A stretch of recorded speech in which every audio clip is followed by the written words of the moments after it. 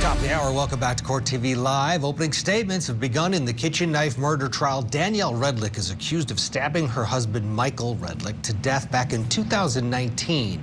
A delayed 911 call and two drastically different stories made her a prime suspect from the start, but now she's claiming that this was self-defense. We've heard what the state of Florida has to say. Let's go back now and pick up the defense opening statement delivered by Catherine Conlon. On the night of January 11th, 2019, someone was very, very angry. This someone started to physically attack their spouse. They had rage. They were choking their spouse, smothering their spouse. That someone was Michael Redlick. And Danielle Redlick had no choice but to defend herself because she was afraid she was going to die.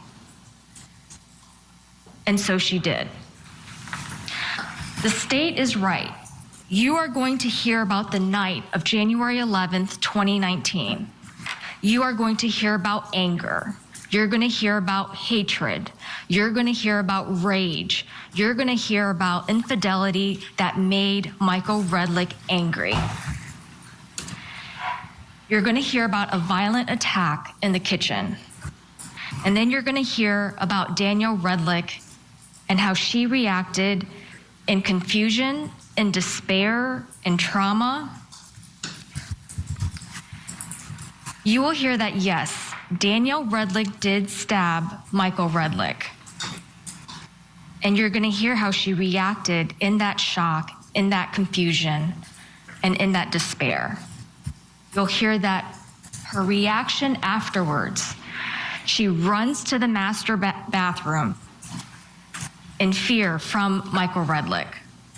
And this is the room that she had retreated to the night before, where Michael Redlick had followed her and had kicked open that locked bathroom door. And when she came out of that bathroom, when she thought it was safe, she sees a trail of blood that leads all the way from the bathroom to the living room. And you will hear about her emotions on seeing this, and that she reacted in confusion because she had only stabbed him one time in the shoulder, and he had followed her to the bathroom.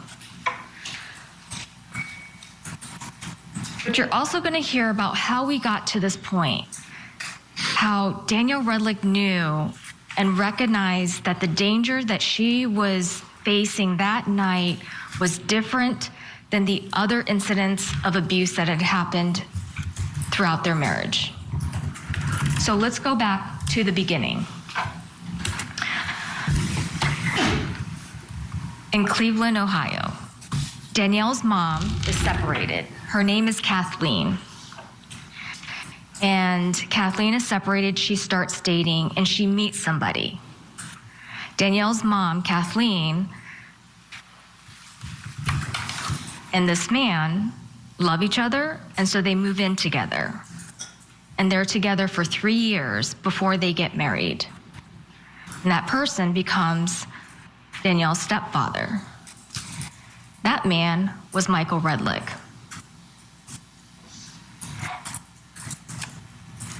Now, 3 months after they get married, Kathleen passes away from breast cancer. And Michael Redlick still has one of Kathleen's daughters, 16-year-old daughter. So he asked Danielle to move into his house and to help take care of her sibling, and she agrees. So she moves in to help take care of her sister. And Michael worked for the Cleveland Browns, and he promises to help give her references, to connect her with job connections. Danielle has a second job at a bar, and Michael starts visiting this bar at night, more and more frequently to visit Danielle. And then soon, Michael starts inviting her to concerts, to events, to things that she's never experienced before. And she's worried about how this relationship will impact her family. But Michael dismisses those concerns because it's not really an equal partnership. Michael views Danielle and treats her in an authoritative way. And during this time in Ohio, there was a time where they were driving in the car and Michael hits her and Danielle hits him back. Now, Michael starts to want to go to a different job, the Memphis Grizzlies. So he interviews for a new position there, and he gets the job. He moves, and he wants Danielle to come with him, but she doesn't want to go yet because she doesn't want to leave her family. So he buys her plane tickets so that she can come visit him every weekend. And he promises and tells her for a year that with his contacts, she could get a job, a promising job there. And she finally agrees, and so she moves down. And Michael is pretty violent with Danielle on several occasions. You will hear about one particular incident where Michael punched her in the face, bruised her face, and chipped her tooth. It was so bad that Michael had to take her to go see a doctor. So he takes her to his team's doctor, Dr. Frederick Azar. And Dr. Azar sees her injuries, refers her to a dentist and a plastic surgeon. You will hear from Dr. Azar during this trial. And there was another incident that just accidentally happened to be witnessed by someone else. They were living in Memphis. Danielle and Michael were home. Danielle's sister was coming by to pick up her daughter, Melanie's daughter. And when Melanie walked through the doors, she could hear screaming and yelling. And so she walks towards that yelling and screaming. She walks into their master bedroom and sees that Danielle is pinned to the closet by Michael. You will also hear from Melanie during this trial.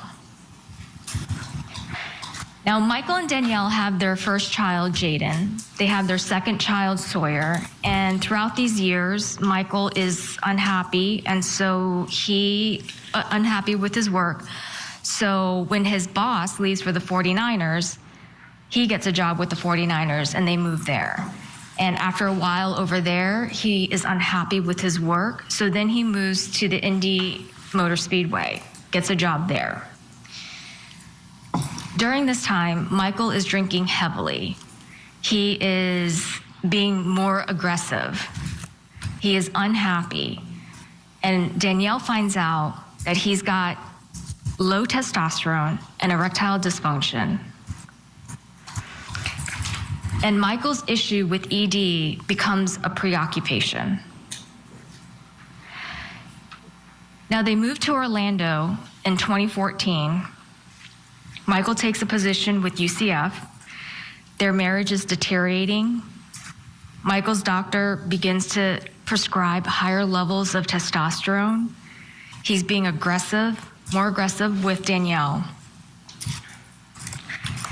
There's an incident where he does something to her and she has to go to the emergency room. There's another one where Michael loses control, sees red, accelerates the car, and if Danielle had not jumped out of the way, he would have hit her. So she reports that to the Winter Park Police Department. But when they tell her that they're going to interview Michael, she's afraid that Michael is going to get in trouble. So she walks out of the Winter Park Police Department.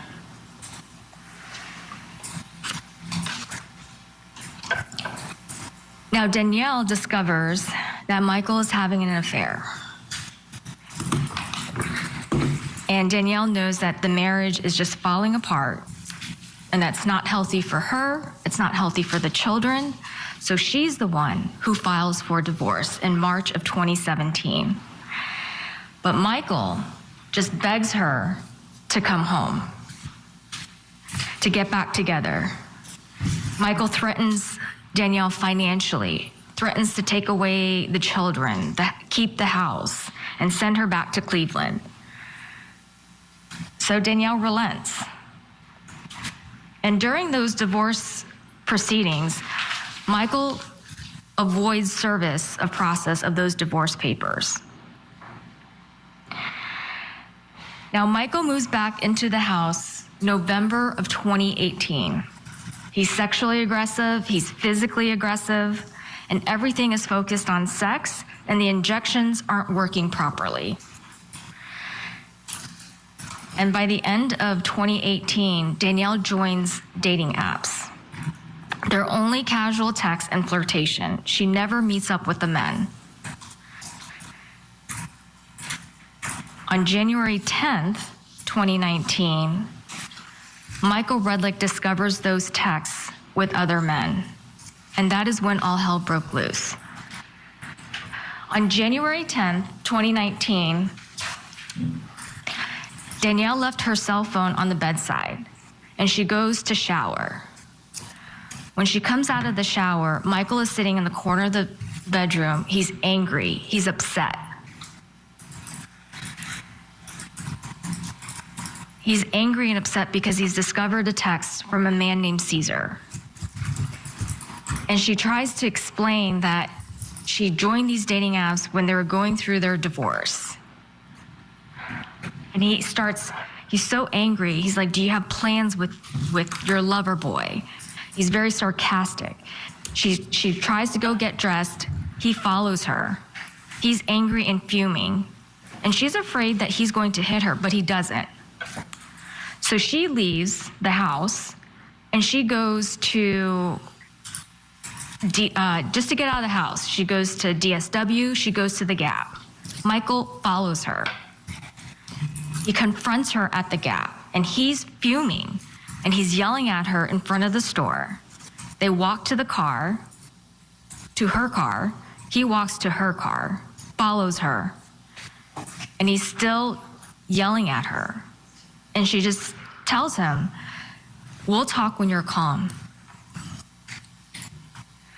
Michael eventually leaves,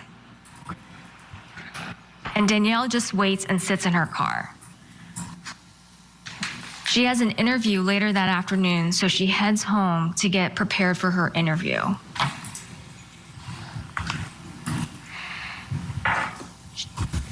He seems angrier. So she has her computer set up in the kitchen table, and he slams the computer shut and says, you're not going to get a job in this town. So Danielle gets her computer, she walks out to her car, rolls up all the windows, and starts her interview. Michael follows her and is pounding on the windows, on the door, yelling at her. So she drives off.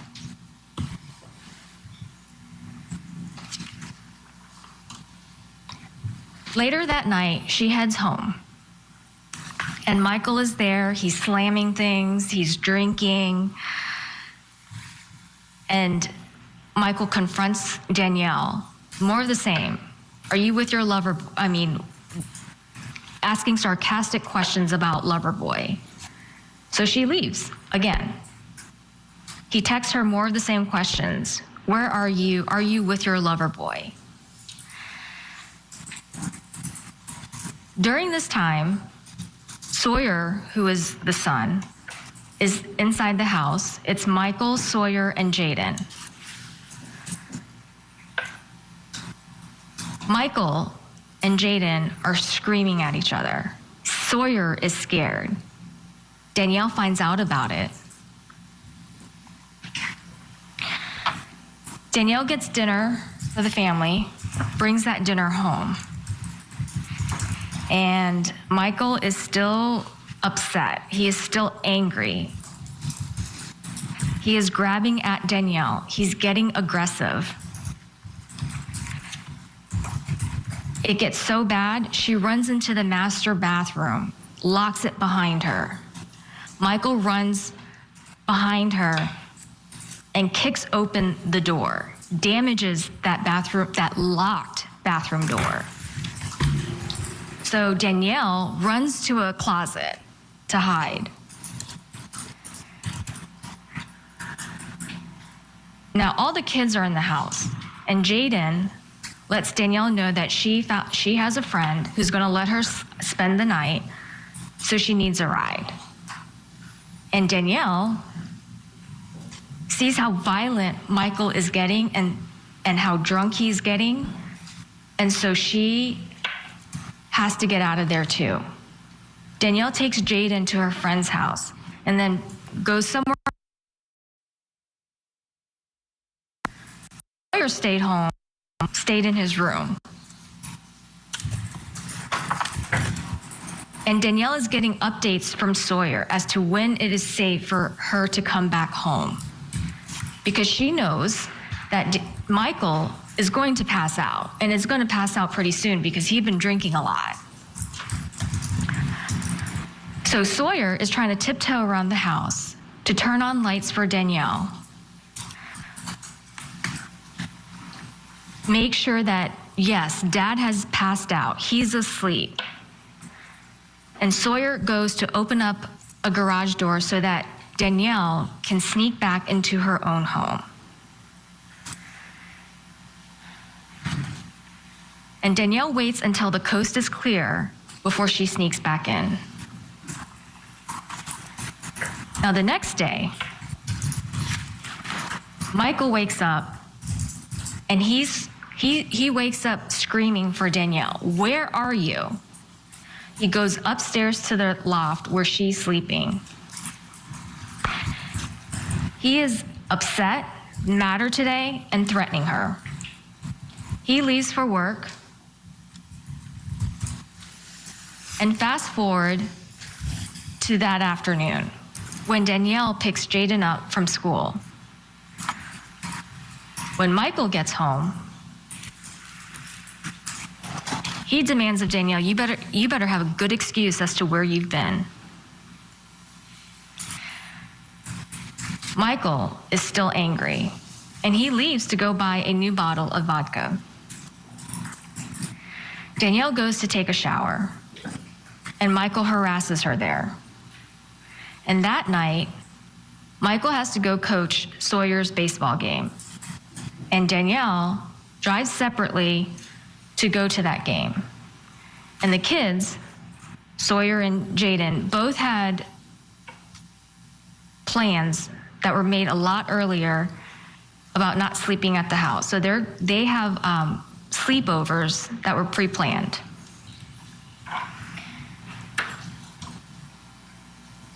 So after the game, Michael gets home, Danielle leaves the house, and around 10 p.m. she goes to McDonald's. After McDonald's, she heads home. And Michael is there. He is pounding down the vodka. He grabs her food, and then he goes at her. He is in a rage, and this rage is the angriest that she has ever seen him. It's worse than any of those other incidents. It's different. He pushes her down. She goes to her knees. He pulls her up by the hair. He shoves her to the kitchen island. He chokes. He smothers her. She reaches into a drawer. She grabs a knife. She stabs him one time. He is stunned. He releases her, and she runs to the bathroom. Michael follows her to the bathroom, and he is still yelling at her.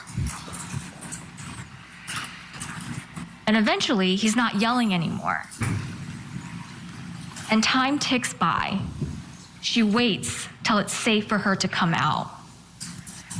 And when she opens the door of her hiding place, her whole world changed.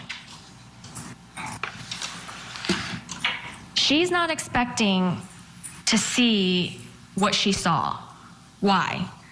because she only stabbed him one time in the shoulder. He didn't fall in front of her. He, in fact, followed her to the bathroom, and he was still yelling.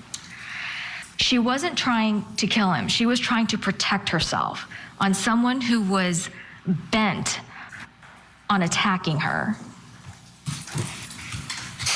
So she panics. She's scared, she's traumatized, she's confused, she's in shock. You will learn that it was one stab wound. That is the crime.